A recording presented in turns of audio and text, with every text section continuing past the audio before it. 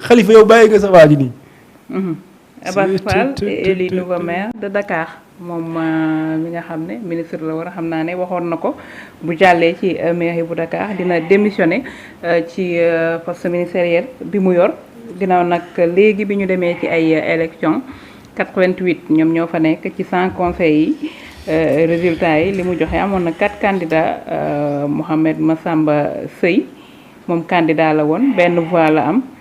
Daouda Gueye mi nga xam ne moom parti PUR la bokk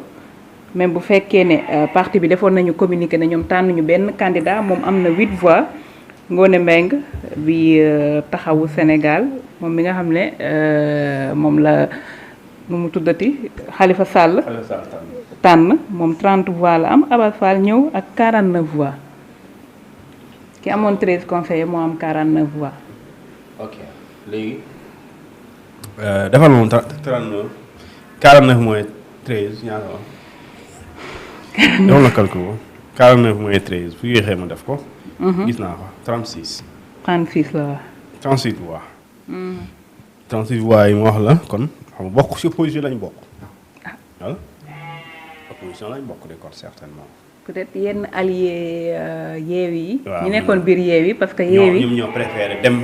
du côté de Abass Fall. mais mënuñu ko ba tey mënul mat. mënul mat déedéet. non non mënul mat. léegi Abass Fall bu ñu sukkandikoo ci code électoral code des collectivités générales des collectivités territoriales mairie bu Dakar bi bokk na si li ëpp conseiller parce que moom mu ngi am 100 conseillers léegi ñu ne su dee dañuy remplacer maire bi te conseil war a tànn ki war a gagner au moins il faut mu am 51 voix parce qu'il faut mu am la moitié plus une à partir de la moitié plus une voix jusqu'à 100 wala 98 ku ko am rek yaay gagner léegi nag le nombre de conseillers tey yi présent c'était 88 donc il y a eu des absences 12 absences ñoo am 88 plus de 12 c'est 100 léegi 88 ñoom ñoo waroon tànn et parmi ces 88 il y a Taxawu il y a Pastef il y a Yewwi Askan Wi il y a APR sinon Benno Bokk Yaakaar jamono jooju quoi puisque format politique la jamono jooju léegi nag pour léegi nit ki gagné ci mairie bi foofu avec les 88 il faut nga am 45 44 sax ex aequo la wala ça dépend mën nga am waaw parce qu'il faut nga am la moitié voilà léegi aujourd'hui léegi pour nga gagner il faut nga am te kenn du werante dañuy jël seen bagage ku ne jàll il faut nga am 45 voix les 45 voix yi d'accord les Abass Fall moom am na 49 donc lu ñu ko doon xaar le quantum mooy 45 il a 49 donc il a un surplus de 4 pour qu'il puisse avoir 49 léegi moom li ci politique Sénégal moo tax yéen ñii di def yéen ñi xale yi wala ñun xale yi bu ñu demee def politique nañu sóoraale suñu grand yi suñu leader yi am na foo xam ne dañuy waxtaan suuf de doo ko fekkee parce que en principe Abass Fall bu dee ñi bokk ci opposition jàppale wuñ ko mënul gagner opposition bu doon gëm na lu muy wax bu ko gëm opposition parce que tey opposition mooy PUR man xaw ma fu mu ne même bu dee PUR sax mën nañu ko débattre parce que PUR moom wane nañ ne même bu dee parti bi àndu si waaye ku ñu wax ne mooy seen candidat ñi identifié wu PUR ñoom candidat boobu la ñu votal kon ñooñu voté wu la ñu opposition voté lu ñu pouvoir seen candidat wu bopp la ñu votal même su dee parti bi nee na moom tànnu ko. voilà am na 8 fois kon waa PUR moom la ñu àndal léegi kon opposition bii di nekk fii maanaam Taxawu ak ñoom Barthélémy Diaz moom ñëwul ak ñeneen bu doon ñoom danoo jàpp ne dañoo war a opposé wu radicalement Abass Fall mënul gagner parce que Abass Fall su boobaa fu muy yem rek mooy 13 conseillers yoo xamante ni Pastef la ñu bokk plus les alliés qui étaient dans Yewwi et qui ont choisi d'être avec Pastef kon question bi ngay voté bi ngay laajte mooy qui a voté pour que Abass Fall puisse gagner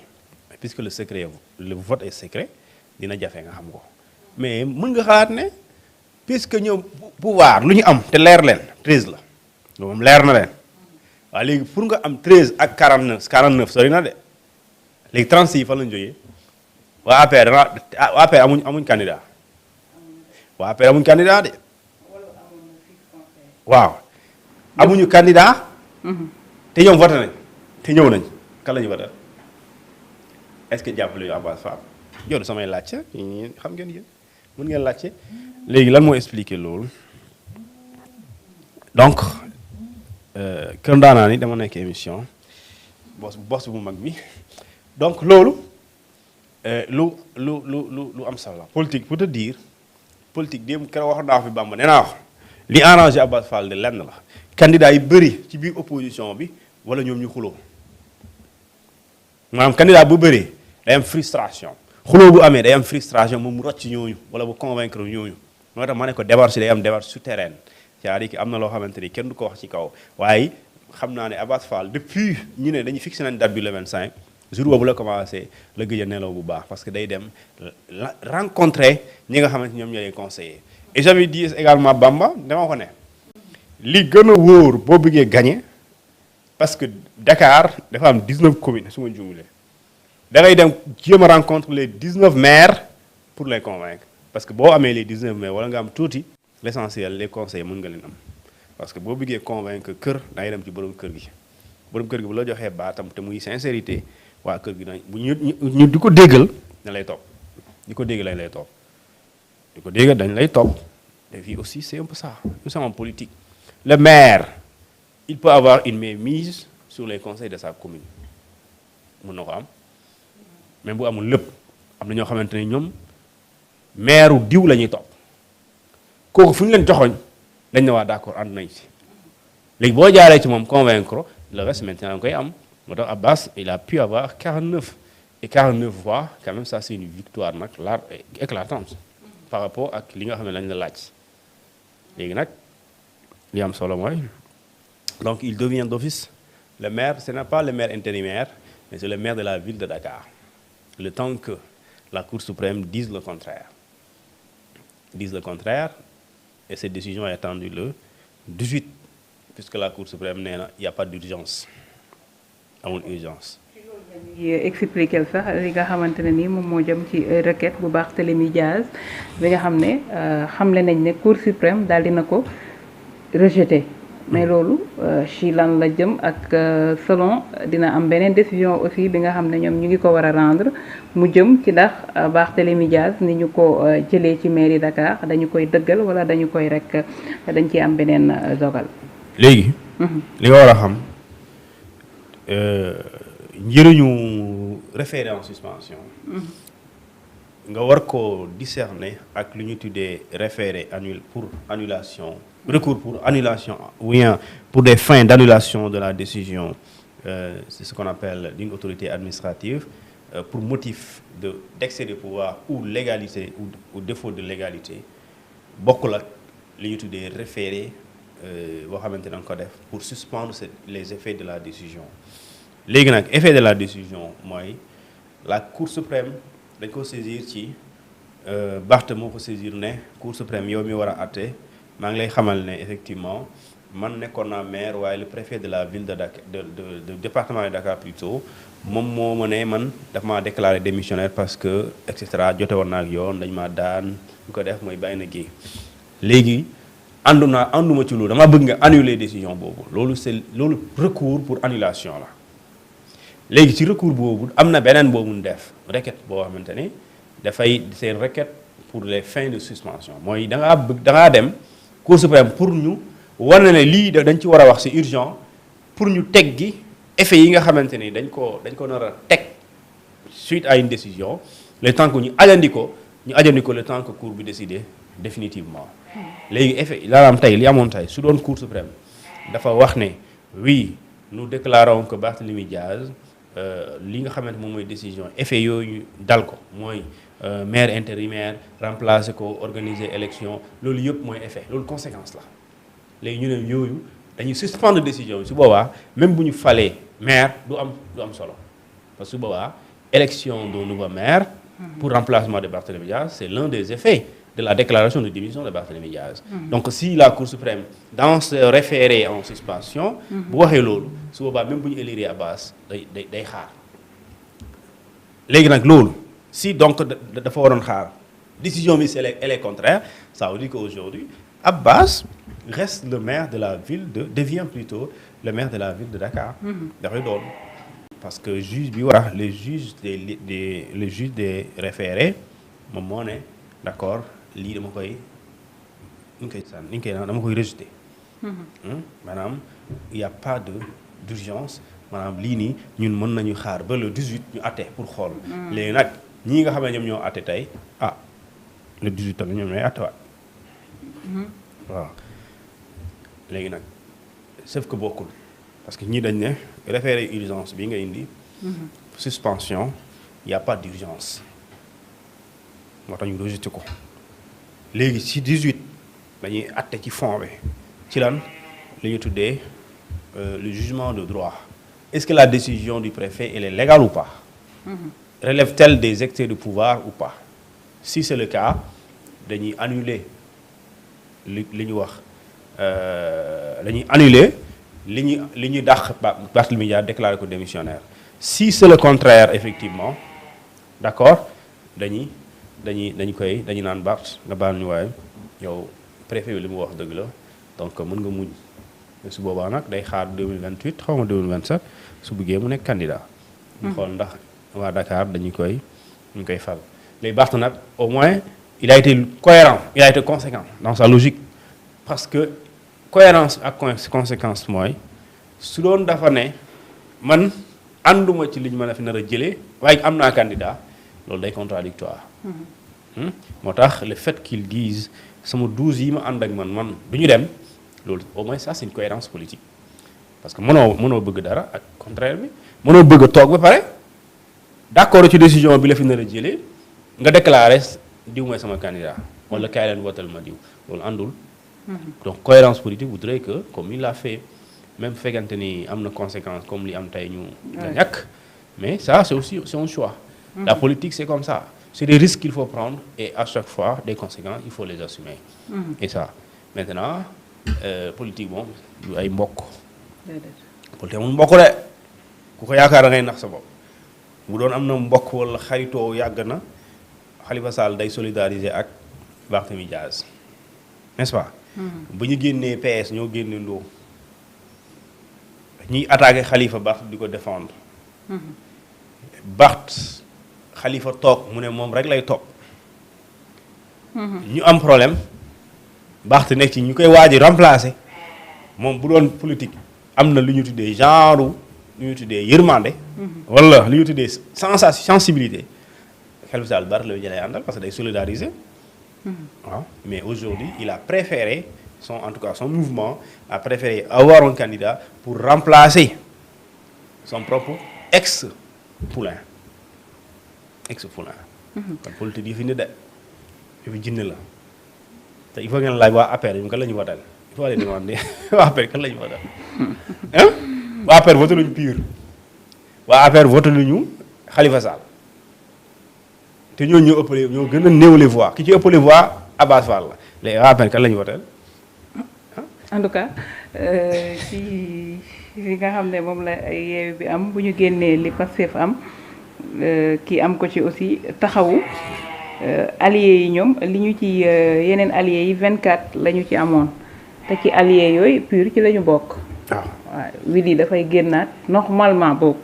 ci 24 yi la Widi di génn. loolu te 24 yooyu bu ci Widi génnee ba tey yeneen alliés yëpp bu fekkee ne dañoo dem ànd ak nu mu tuddati Abass Fall je pense que ne mënul tax aussi mënutoon a tax mu jàll. mais Abass nag gëm naa ne moom tamit d'accord xam nga des fois ngay dem làmb mu leer na yow doo yàlla doo yàlla. doo yàlla mais da lay leer na yaayam ndaw avec 13 conseillers Abass Fall bu osé dem. dëggal candidature am. ça veut dire que ne am na lu mu liggéey ba pare. ah oui parce que man démb nee naa mais Abass Fall moom bu nekkee candidat. après avec les 13. quelle certitude la lamboo ba mu leer ko nday gañe. après dama ma demee certes ñoom ñoo gën a par boo leen di comparé ak APR ak parce que 13 ëppale bu baax lu bëri di 12 la ko ëppale une voix la ko ëppale un conseil ëppale woo Khalifa mais yow tu as eu l'audace d'aller d'accord conquérir le suffrage des conseillers léegi lan moo la may fit boobu wala nga am lu ñu tuddee sax cet optimisme politique mu la nga jàpp na yow boo demee da ngay gagné c'est parce que au préalable, d'accord, au préalable, il y a eu ce qu'on appelle des discussions yoo xamante ni yow def nga ko ci suuf waxtaan ay conseillers convaincre leen et quand tu as pu convaincre ces conseillers tu as au moins cette garantie parce que nit nag kenn xamu ko kenn xamul nit d'ailleurs parce que intention nit jafe na pour nga xam nit ki lan la nar a def dëggantaan parce que mën na la wax waaw après mu changer kàddu moo tax am na jamono bu ñu daan wax corruption dans les conseils bu ñuy élire conseil maire ñi daan dem di rencontrer conseils yi dañuy récupérer seen pièces yi bu veille bi jotee dañ koy récupérer parce que dañuy bañ nga ñu bàyyi ko ak yow keneen récupérer ko léegi dañ koy récupérer garder ko mu leer na amatoo benn pexe pour jox ko keneen léegi nag fii aussi il se peut que qu'on puisse avoir ce qu'on appelle la garantie la certitude que yow mi exactement suñu demee conseil nga waaye sama candidat yi di nga ko soutenir pleinement et aujourd'hui peut-être loolu moo tax kii di Abass Fall moo tax mu am lu ñu tuddee cette victoire là bu ko may mu am 49 conseillers léegi nag booy xool ça c'est un travail boo xamante ni ñëw war a jékki-jékki rek xaar le 25 mu sotti de déedéet am na liggéey boo jaar def ci suuf toogoo doo yendal doo fanaan parce que 13 moom mooy le 13 defal 45 mooy le 13 36 différence c'est-à-dire que tu es allé chercher deux fois 13 da nga dem seeti ñaari yoon dim nombre de députés yi nombre de conseils yi nga am pour nga am plus également quelques parce que 13 plus 13 c'est 26 encore nga dem utiwaat yeneen doyul nga utiwaat yeneen 10 presque tu es allé chercher 13 3 fois nga utiwaat yeneen 10 pour mu ñëw mu nekk 49 donc loolu c'est un travail boo xamante ni qui a été fait lu ñu tuddee ci suuf et loolu mooy politique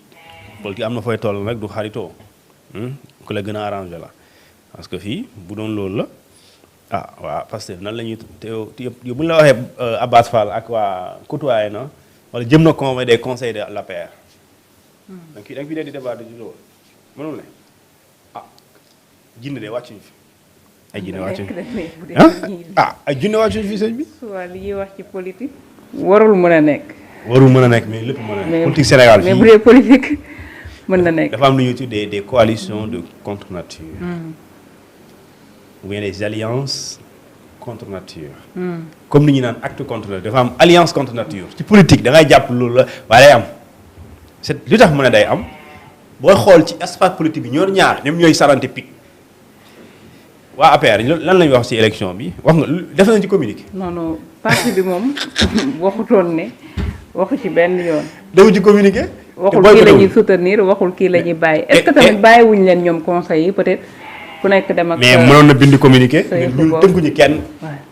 tënkuñu kenn ku mu neex demal nga voté ku la neex defuñu ko au moins ñu xam la position du parti APR au moins c'est une position c'est une position de neutralité mooy ñun amuñu fu ñu faral waaye suñu conseil bu leen neexee ñoom ñu ñëw ku ñu votel baax na et on demande à personne pour qui il a voté mais fii c'est pas le cas non pas un communiqué de neutralité maandu pour joxe la liberté à tous les conseillers de choisir qui ils veulent encore non un communiqué pour dire que nous kii mooy suñu candidat ñaar encore pour dire que nous amuñ candidat on soutient tel amul da et ils sont allés voté nañ kan lañu voté te ñi am voix ñëpp xam nañ ne voix yooyu ñu am ñi ñu àndal ñoo leen ko may waaye ki gagné moom il avait 13 et pourtant 13 yooyu noonu am na ci 36 yoo xamante ni daf ci dolleeku waa léegi mairie ville bi amul ay jinne 88 ñoo fa nekkoon 88 ñoo fa nekkoon léegi 88 soo ko moyen ak 45 mu dese la ñaata du 83 43 mooy des far waaw les 43 yooyu génne ci pur génne ci ci ngay comprendre ne kon am na ñu leen dooleel et loolu politique la en politique il faut savoir convaincre il faut jouer avec le temps quand il le faut il faut jouer quand il le faut il faut aller les rencontrer léegi nag li ñuy wax ci suuf ak li ñuy wax ci kaw mën na wute d'accord ci wax suuf la wax nga dëgg waxtaanu suuf la quand moi je dors ñoom ñu ngi rencontré et j'ai rencontré un des souteneurs de Abass Fall kañ c'était mercredi voilà. Quand moi j'étais chez moi muy dem defi émission benn télé bu nekk sama wetu koñ. après ñu waxtaan ma ne ko yéen a ngi ci campagne bi dama ñu ngi ci campagne bi temps yi moom c'est dur c'est métti na parce que moom du ngi doon def émission d'ailleurs xam naa tey si ngoon sax dina war a wax mu ne anaan ko Barth ba du leen woon dooleem mu ne ma ci lan ma ne ko Barth te mu def ala Sonko de mu ne ma c'est-à-dire mu ne ma ne ko Sonko dañoo dem ba xam ne mënul def nekk candidat mu choisir Diomaye ma ne ko ma Barth aussi est-ce que du jàpp ne le fait que moom nañ ko nar a ñàkkloo bu tànnee bu war leen dooleem est-ce que du wax ne man diw mooy sama candidat waa opposition yëpp jàppale ko mu ne ma bu ko defee mën nañu gagné de waaye yaakaaruma ko de yaakaaruma ko mu ne ko kon mu ne ma kon test fii la ñuy testé Barth am na wala amul ñi xam nañu amul doole waaye mu ne ma fii la ñuy testé ba mu xam ne moom amul doole et heureusement Barth pour lui te bu ñëwoon ragal naa mu perte léegi Khalifa Sall moo ci politiquement moo ci ñaaw waaye peut-être foofu laa bëggoon a ñëw Khalifa bi nga xam ne dem na